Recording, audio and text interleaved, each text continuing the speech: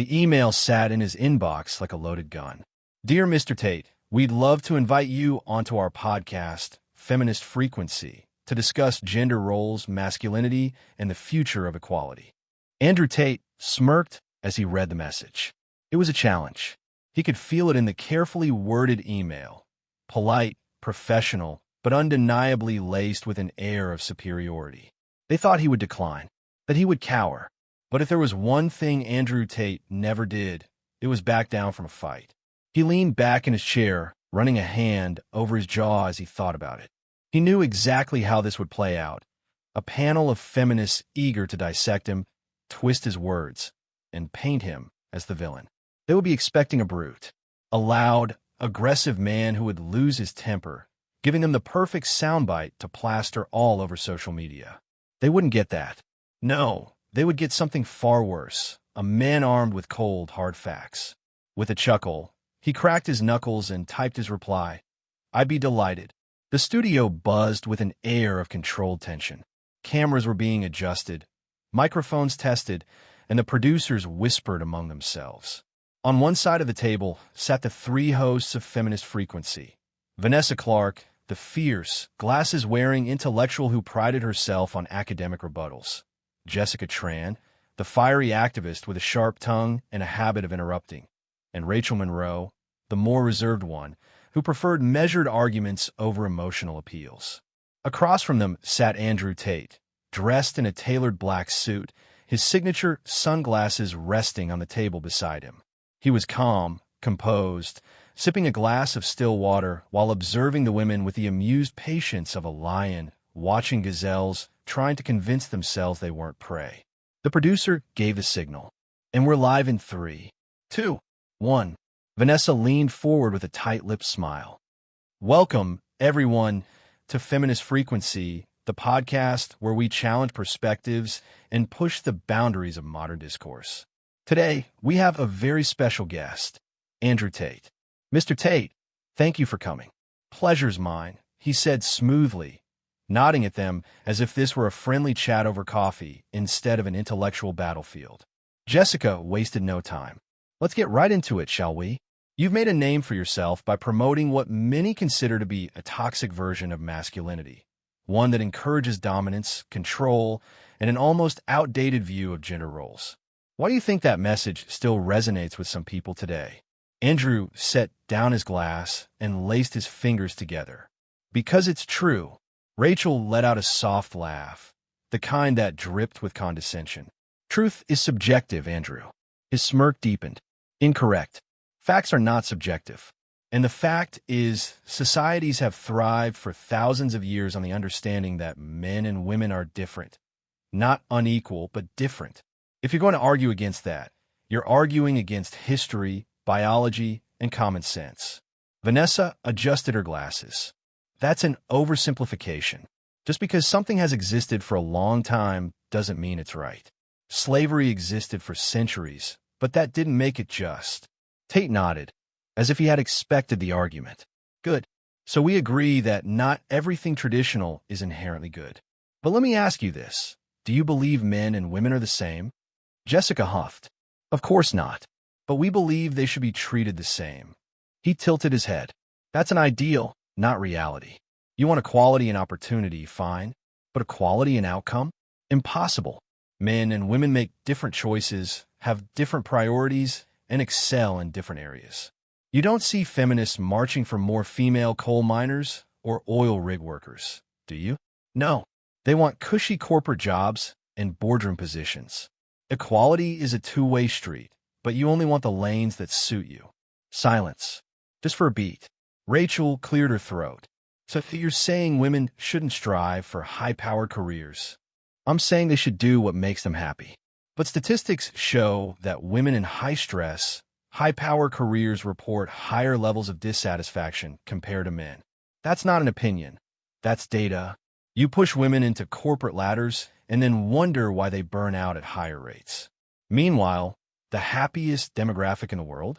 Married women with children. Again, facts. Jessica crossed her arms. Correlation isn't causation. Tate chuckled. True. But when the pattern repeats in every study across different cultures and economic backgrounds, you start to wonder if maybe, just maybe, human nature plays a bigger role than social conditioning. Vanessa sighed. Andrew, you frame your points well, but let's talk about the dangers of your ideology. Young men listen to you, and they adopt a mindset that women should be subservient. Do you take responsibility for that? He leaned in. If I tell men to be strong, independent, and successful, and that translates into them demanding respect in relationships, why is that a problem? Women set standards all the time. I want a man who's tall, rich, ambitious. But the moment men set standards, I want a woman who's feminine, supportive, and loyal. It's called toxic masculinity. Double standard, no? Vanessa's jaw tightened. That's not the same thing. Tate smiled. It's exactly the same thing. But go on. I'm enjoying this. The tension in the room was growing thick. The women exchanged glances, recalibrating their approach. But Andrewtate knew the truth. He wasn't the one on the defensive here. They were. Jessica's lips pressed into a thin line. The studio was silent for just a moment, just long enough for the weight of Andrewtate's words to settle in the air like an uninvited storm cloud. The women weren't used to this. They weren't used to someone pushing back with such confidence, someone who didn't fumble or second-guess himself. But they wouldn't back down. Vanessa inhaled sharply, then exhaled. Let's pivot for a moment, Andrew. You often say that men should lead and women should follow. Isn't that a fundamentally outdated concept? Why shouldn't relationships be built on equal partnership? Tate leaned back, his expression unshaken. It's not about control. It's about natural dynamics. A ship can't have two captains. Someone has to take responsibility, make decisions, and ensure stability. Traditionally, men have taken on that role, not because women are incapable, but because men are built for it. Leadership requires risk-taking, accountability, and emotional fortitude. It's not about oppression. It's about efficiency. Jessica scoffed. That's assuming women don't have those qualities. What century are you living in? Tate chuckled. Women absolutely have those qualities, but they express them differently. Women excel in areas requiring patience, emotional intelligence, and nurturing. Men excel in structured, high-pressure environments. That's why we see more men in dangerous, physically demanding jobs and more women in caregiving professions. It's not a conspiracy, it's choice. Rachel shook her head. So in your ideal world, women just stay home and raise children? He shrugged. If that's what they want. I don't dictate what people do. I simply state facts. And the fact is, most women are happiest when they have a stable relationship, children, and a supportive man. Meanwhile, career-obsessed women in their 40s often report loneliness, stress, and regret. Again, data, not opinion. Vanessa leaned in, eyes narrowing.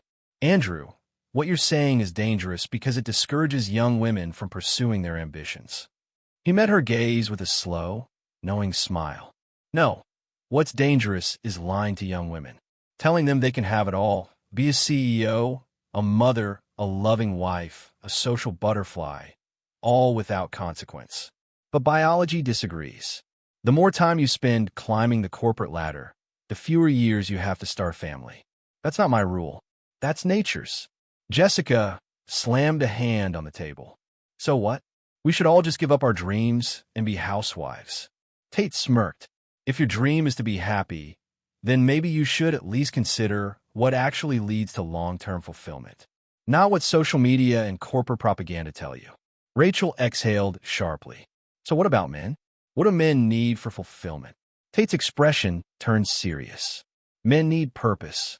We thrive when we have a mission, whether that's building businesses, leading families, or mastering skills. A man without purpose is a man in despair. That's why so many young men today are lost. Society discourages masculinity, shames them for wanting to be strong, and then wonders why they're depressed and unmotivated. Men need to build. They need to conquer. That's how they find meaning. Jessica rolled her eyes. Conquer? That's such a violent word. He chuckled. You can interpret it however you want. But history shows that the men who achieve the most, who leave the biggest impact, are those who refuse to sit still and accept mediocrity. Vanessa glanced at the clock.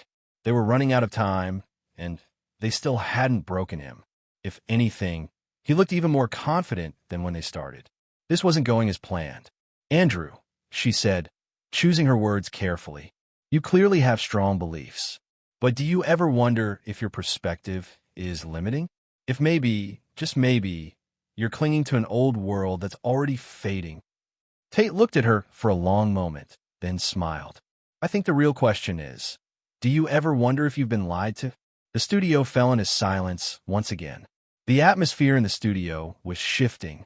The tension had settled into a quiet battle of wills, and Vanessa, Jessica, and Rachel knew they were running out of time to turn the conversation around. Tate wasn't just holding his ground. He was pushing forward, unfazed, unaffected. Jessica steeled herself.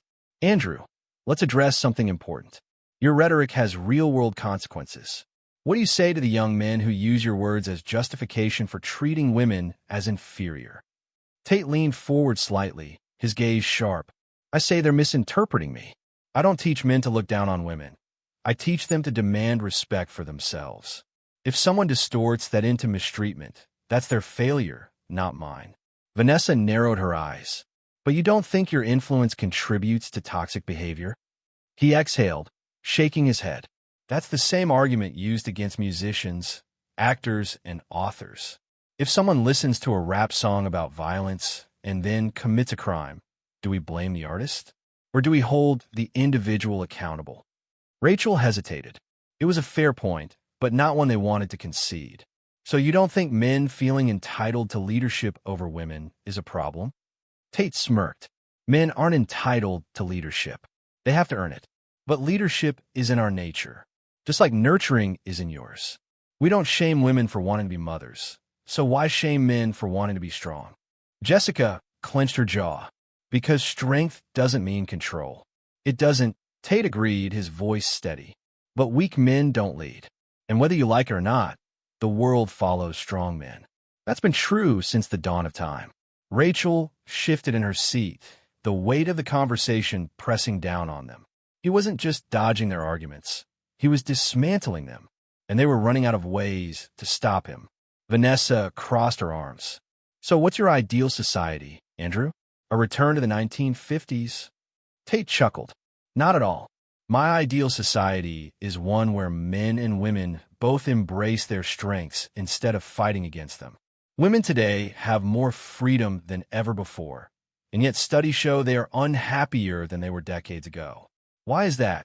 Jessica rolled her eyes. Because we're fighting centuries of inequality, and it's exhausting. Tate nodded. That's one way to look at it. Another way is that many women are being sold a dream that doesn't align with their natural desires. You push them into corporate careers, tell them family life is oppressive, and then wonder why they feel empty when they hit 40 with no husband, no children, and nothing but a LinkedIn profile to show for it. Vanessa scoffed. And what about men? Are they just naturally superior? Tate leaned back. Not superior, just different. Men have their own struggles, rising suicide rates, job losses, lack of purpose. You've encouraged women to embrace masculinity, but you shame men for embracing theirs. That's why so many men feel lost today. Rachel's voice softened. So what do you propose? Tate's expression remained firm. Balance. Encouraging men to be strong, to lead, to build. Encouraging women to be nurturing, to create families, to find fulfillment in what actually makes them happy, not what society tells them should make them happy. Jessica shook her head. That's just your opinion. Tate smirked. And yet, the statistics back me up. The air was thick with unspoken words as the final minutes of the podcast loomed. Vanessa tapped her fingers against the table, searching for a closing statement that wouldn't seem like a concession. Jessica sat with her arms crossed, eyes dark with frustration.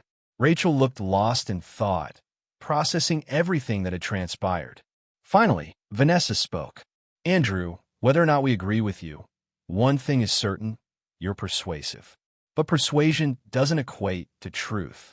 What would you say to the women listening who feel that your message undermines their choices? Tate leaned forward, his gaze unwavering. I'd say this. Do what truly makes you happy, not what others tell you should make you happy. If that's a high-powered career, go for it. If that's family life, embrace it. But don't ignore reality in pursuit of an ideology. The world doesn't care about your feelings. It rewards those who align with its natural order. Jessica scoffed. And that natural order is dictated by men, right? Tate smiled. Nature doesn't take sides. It just is. Rachel sighed, rubbing her temple. I think we've gone in circles enough for today. Let's wrap this up. Vanessa straightened in her chair, forcing a polite smile. Andrew, thank you for joining us. This was enlightening. Tate chuckled. Pleasure's mine. The producer gave the signal, and the recording cut. Silence lingered in the studio as the women exchanged glances. They had challenged him, pressed him, and tried to unravel his arguments. But the man remained an unshakable force. As Tate stood to leave, Vanessa exhaled and shook her head. Well, that was exhausting. Jessica muttered under her breath. I hate that he makes sense sometimes. Rachel simply stared at the table, lost in thought. Andrewtate walked out of the studio, unaffected. Outside, the city buzzed with life, oblivious to the ideological clash that had just unfolded behind closed doors. He checked his phone. Hundreds of messages, notifications, people already dissecting what had been said. Some would praise him, some would curse him, but none would ignore him. Meanwhile, back inside, Vanessa rubbed her temple. We need a debrief. Jessica sighed. Yeah, and next time, we need better arguments. Rachel, still staring at the table, whispered, or maybe we need to start listening. The debrief was tense. The three women sat in the studio's conference room, coffee cups in hand, each lost in her own thoughts. Jessica finally broke the silence. I feel like we lost that debate. Vanessa frowned. We didn't lose. We just weren't prepared for how articulate he would be. Rachel tapped a pen against the table. It wasn't just that. He didn't react the way we expected. Most men we argue with get defensive, raise their voices. But Tate, he stayed calm. He had statistics, counterpoints. It was frustrating. Jessica sighed. It's not just frustrating. It's dangerous. You saw the chat feed. There are thousands of men agreeing with him, calling him an inspiration. If we don't find a way to counteract this, more people are going to listen to him. Vanessa nodded slowly. So we refine our approach. We find the flaws in his arguments. We bring in experts. We use more research. We can't let him control the narrative. Rachel hesitated.